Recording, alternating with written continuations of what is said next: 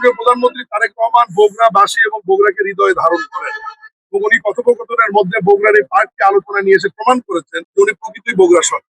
আমরা সিদ্ধান্ত দিয়ে গেলাম আগামী সপ্তাহ থেকে এখানে কাজ শুরু হবে। আজকে এই ঐতিহাসিক পার্কের সাক্ষীয়তা যে সমস্ত সাংবাদিক বন্ধুরা বা আমরা এসেছি, আমরা নিজেদেরকে ভাগ্যবান এই কারণে মনে করি যে এই বিষয়টি আলোচনা হয়েছিল লন্ডনে এবং আমাদের মাননীয় প্রধানমন্ত্রী তারেক রহমান বগুড়াবাসী এবং বগুড়াকে হৃদয়ে ধারণ করেন এবং উনি কথোপকথনের মধ্যে বগুড়ার এই পার্ককে আলোচনা নিয়ে এসে প্রমাণ করেছেন যে উনি প্রকৃতই বগুড়া সরকার। এবং সেই দিক বিবেচনায় এই পার্কটির গুরুত্ব আমাদের কাছে অপরিসীম এবং সেটাকে মাথায় রেখেই আজকে আমি সরজমিনে এখানে এসেছি। প্রশাসনের লোকজন আমার সাথে আছে। এটা আমাদের যে ডিজাইনটা অনুমোদন আছে 2004 সালে, সেই ডিজাইনটাকে আরো প্রাকৃতিক সৌন্দর্য দিয়ে করার জন্য যে যে পরিমাণ টাকা একদম নিয়মের মধ্যে প্রাক্কালীন ব্যয় যেটা নিয়মের মধ্যে হবে সেটাই নতুন ভাবে এস্টিমেট করবে সড়ক ও জনপথ বিভাগ।